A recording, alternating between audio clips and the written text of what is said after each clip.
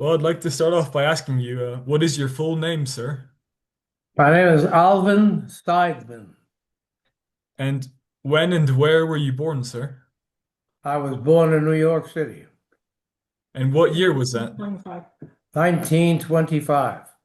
Wow, so you're 100 years old now. I happen to be. Wow. And could you tell me a bit about growing up during the 1920s and 1930s, please? Well, I don't remember much about the 20s. I was born in 25, and there was a depression then. And Well, I was only a kid, so I didn't know too much about it. And then as I grew up, things got a little better. Had wonderful teen years. Went into the service at 18. Came out about a little over 20, 21, almost 21, and got married in 1947. Was married for 70 years. Wow. Well, I'd like to ask you a couple more questions about growing up. Um, I don't did know. you, Couple more questions he's going to ask you. Go ahead. did you have any siblings? Yeah, I have one sister. She's 95. Oh. And what jobs did your parents have during the Great Depression? Well, my mother was a housewife, of course. My father was an electrician, and that's what I became. Hmm. And did your father serve in World War One? My father served in the Navy in World War One, yes.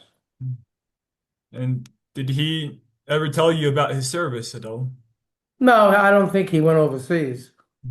I think he was here. And did the Great Depression impact your family and community? Did the Great Depression impact you and your family? Well, it impacted us like it impacted anybody else. Nobody had any money or anything. We managed to scrape by though, and we got through it.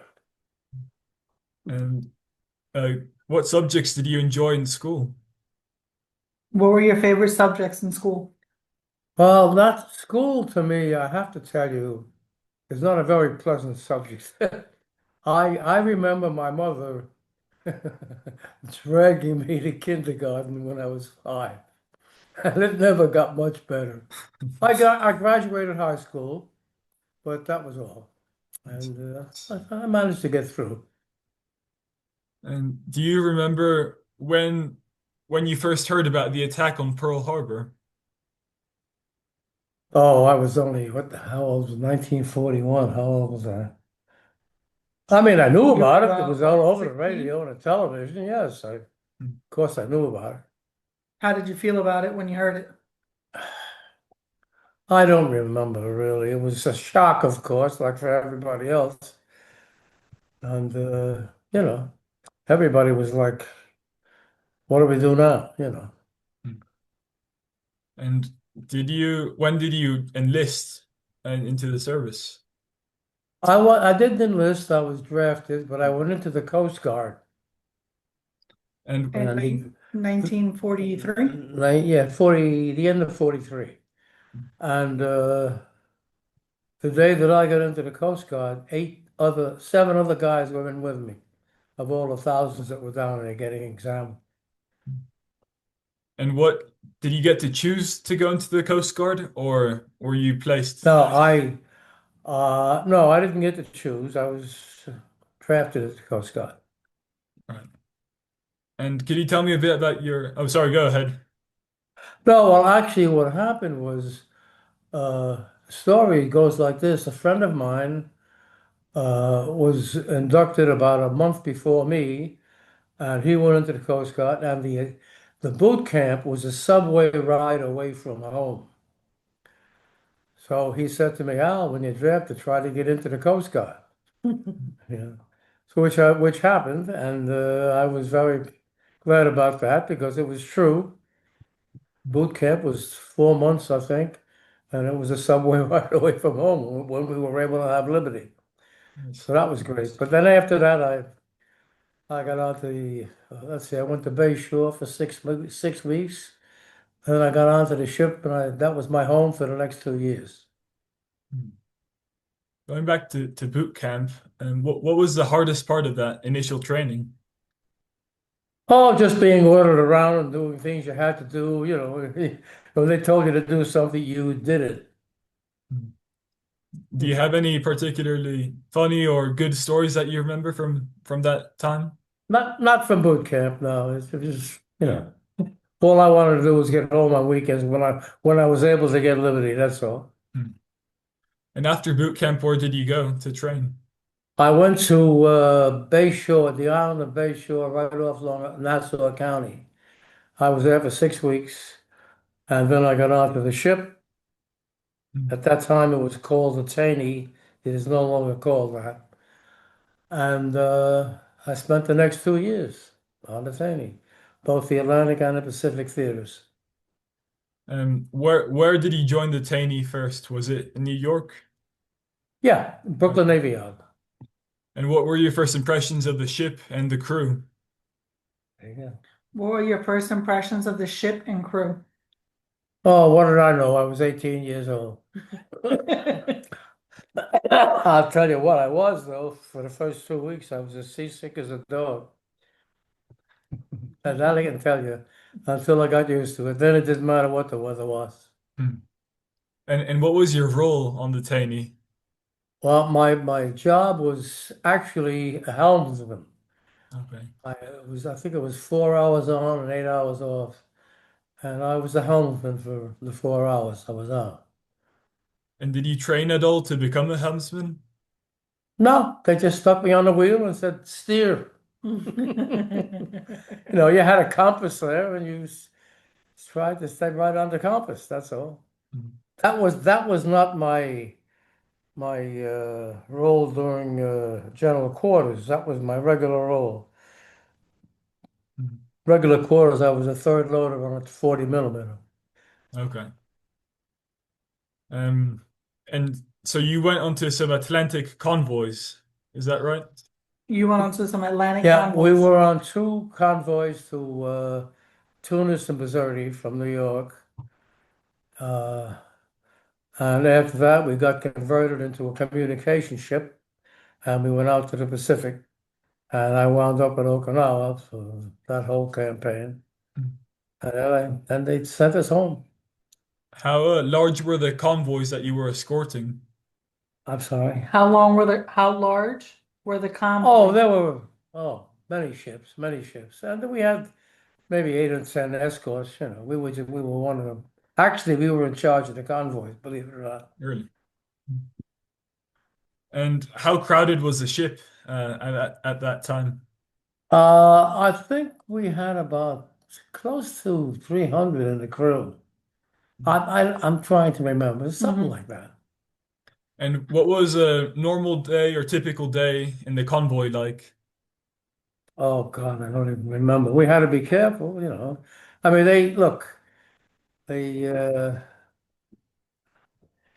how do I say this? I mean, it was just you had to watch for submarines and airplanes and everything else.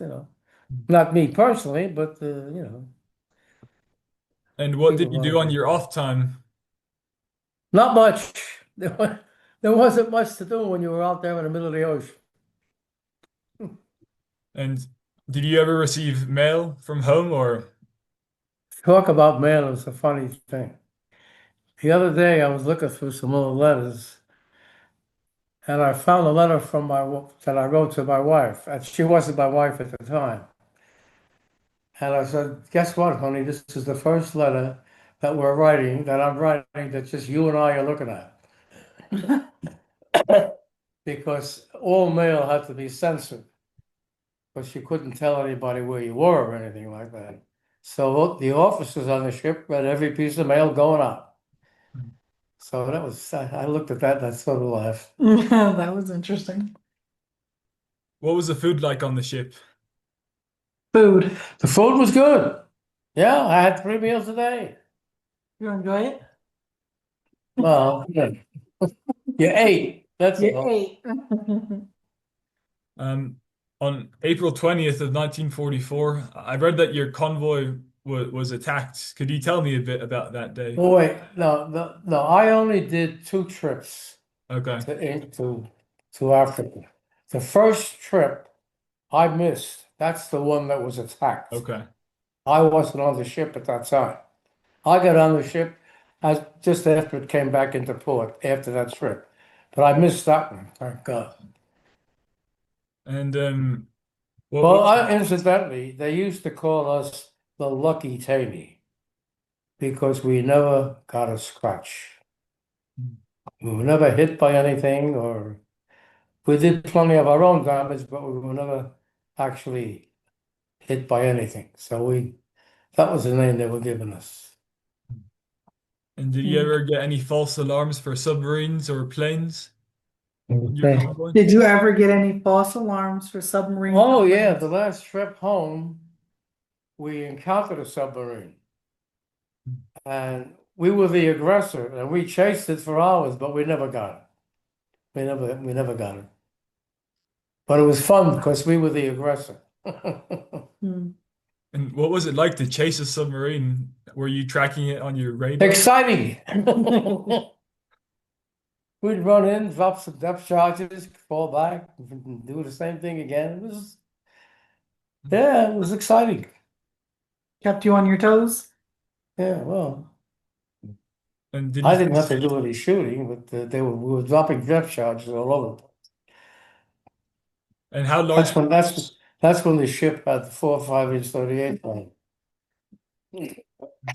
Okay, I'm sorry. No, I'm sorry. Um, did you face any rough weather on board? Plenty, but it didn't bother me at that time. If it had happened when I first got on, I probably would have died. But no, the weather was no factor at all to me and everybody else on the ship. It was sailors, you know.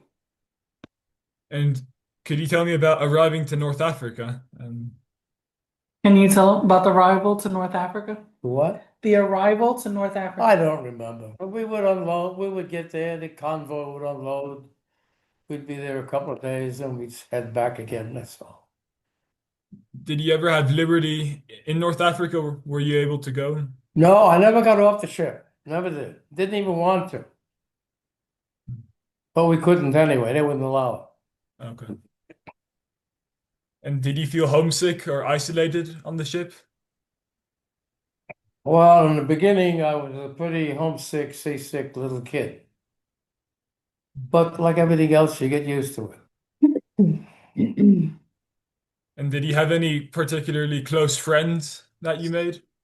One, I had a friend of mine who lived in California, and we became buddies, and he was really the only one on the ship that I could say was a real friend. Hmm. Well, we got along with everybody, but he was my one real friend. We also had some visitors on the ship. We had Jack Dempsey come on. We had a band leader. His name was Claude Thornhill. We had Jack Benny's old singer come aboard. That was when we were in Okinawa. Okay.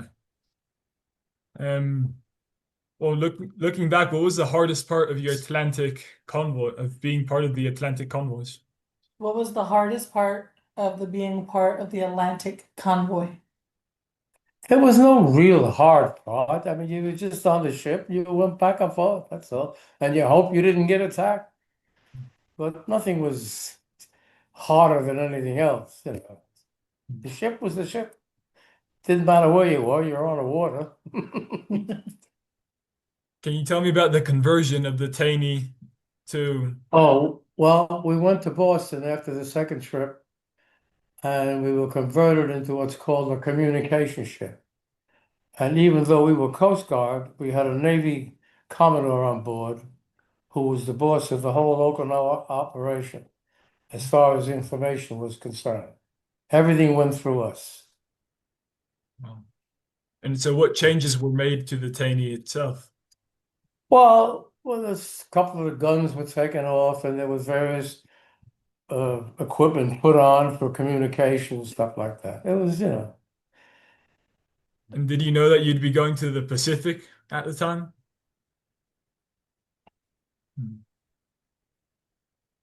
And how was the voyage through Panama and through the Panama Oh, Canal? that was it. I remember that of course, we went through twice.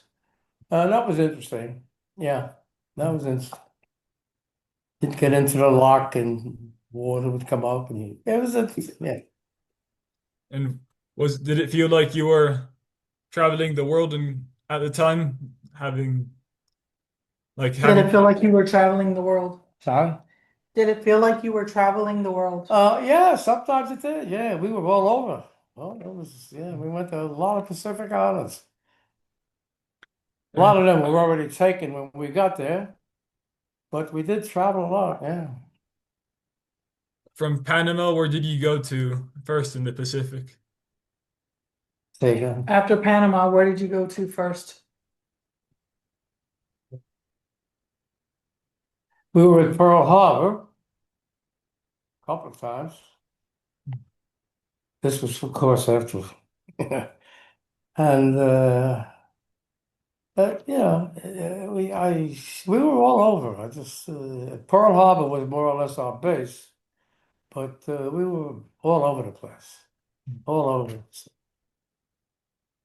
What do you remember about arriving off the coast of Okinawa in April of 45? Well, we got there just about at the beginning, and we stayed right to the end of the war, and that's where most of our action took place. I read that the Taney went to general quarters about 119 times throughout the Well, I Okinawa never campaign. counted, but it was a lot. What was your battle station on the Taney? I was a third loader on a twin 40. That's a 40 millimeter gun with two barrels. Hmm. And we had two groups, three on each side, feeding the gun, and a gentleman up about 8 feet away firing. And the last plane we shot down was the one that saved our lives. Could you tell me a bit more about that, please? Well, it was, I think, one of the last times we were attacked. And this one particular kamikaze had picked us out, and he was heading for me personally. And we shot him down before he got to us. Were there That many? was Oh, we sorry. shot down. We shot down four personally, and we were involved in many more shootings. But personally, our gun shot down, not our gun, our ship shot down four planes. Our gun shot down the last one. What was it like having so many kamikaze planes flying around? And How was it when the kamikaze Oh, planes were oh. flying? Well, the thing about that is, of course you're scared, but you are so intent in what you're doing. You have no time to really think about being scared or anything else. All you want to do is your job. Because if you don't do yours, the rest of them can't do theirs. And we were trained and trained and trained, and it was second nature to us.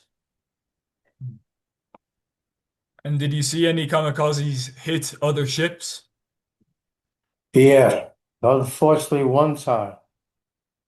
It was at night, and how that plane ever got through that curtain of fire. I think every ship in the anchorage was shooting at it, and it hit a cruiser. It was awful, awful. That's the only time I ever saw an actual a kamikaze hit a ship, but it was just terrible. And how long would you stay at your battle station for? Well, as long as they were attacking. When the attack was over, we relaxed. Um, And we had what they call a picket line, which was a bunch of destroyers that were about 50 miles out in the ocean. And they would send us word that the kamikazes were coming in. And then the flyers on Okinawa would go out and meet them, shoot down most of them, and the rest we would take care of. and what was morale like at the time? Oh, pretty good. Pretty good. And could you see any fighting Oh. going on the island? I can't hear you. How much is that? Sorry. The last- No worries. Well, Could you see any of the fighting going on the island? Can you see anything? No, that never involved in that. Didn't see any of it. No. Hmm. Um, And did you know at all what was going on the island through the communications? Oh, yeah, we got news every day. We got news about the war every day. Yeah. And when did you first hear about the victory at Okinawa? When it happened, as soon as it came over the radio, we were right there. And I hugged my worst enemy on the ship. Yeah.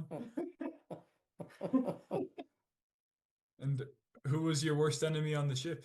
Oh, I'm just kidding. Oh, it's just a saying. We Okay. were just we were just so happy, all of Okay. us. Like everybody else. Okay. Um, and did you think that you would take part in the invasion of Japan offshore? Well, we definitely would have. I wouldn't have even been talking to you. I guarantee it. If we had invaded Japan, I wouldn't even be sitting here. And when did you first hear word about the atomic bombs, and what was your reaction? I was glad the war was over, period. Mhm. That was my reaction. And then you went to do occupation duty, is that right? No, well, I wouldn't call it occupation. We went to Kobe for a while, maybe a month, but I don't know why. I don't even know why we were there. And after that, we went home. And did you ever interact with any Japanese civilians or TOWs? No, I never interacted with any Japanese at all. And I've read that your ship went through a typhoon. Could you tell me about that? Yeah, well, we were tied up, and when the typhoons came along, we had to leave. They sent us all out just to ride out the typhoons because tied together, you'd be all smashed up. So they sent us all out just until the typhoon was over, then we'd go back to where we were. And what was it like to be steering the ship during the typhoon? It was a storm like anything else, it was bad, but none of us were really worried about it. No, Were there massive waves or very strong winds? lots of waves, lots of banging, lots of everything, but we just rode it out. That's all.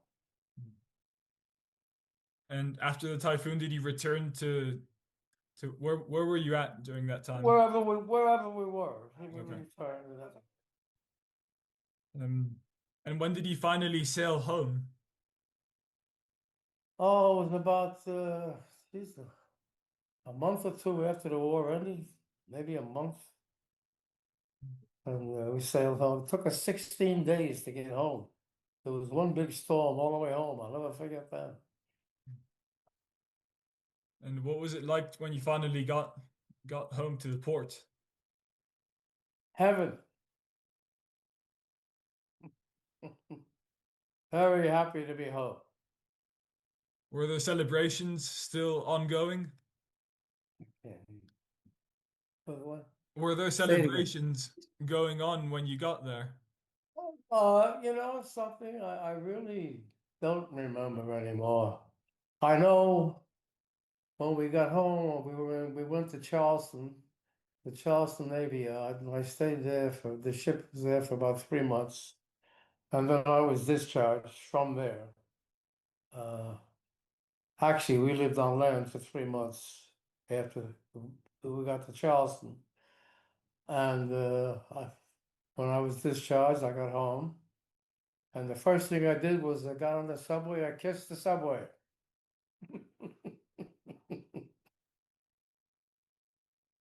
And of And course, everybody was happy to see me, and I was happy to see everybody else. and after the war, did you go to college or what what did you do? No, my father asked me if I wanted to go to, I could have gone on the GI Bill, of course, but with my history in school, I said to my father, college is not for me, so he took me into the union, I got to be an apprentice, spent the next 40 years being an electrician. Wonderful career. Did do you feel that your military service impacted your life after the war at all? Uh, I don't really think so. Until I got to be 100 right here. Then things started happening. But up until then, no. Look, there was me and 350 million other people, okay? And I was one of the lucky ones I got home. So that's the way I feel about it.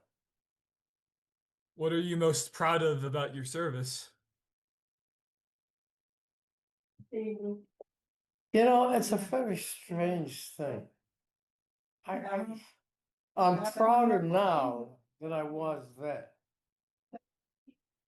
I don't know. It just feels that, I mean, since my birthday, I've been getting all kinds of accolades and people are just so nice and it's been wonderful. But up until then, I really never thought much about it, because I don't, it's hard to say, but I never thought much about the service after that, Mhm. after I got out. What advice would you give to my generation and future generations? Be yourself and be good to everybody.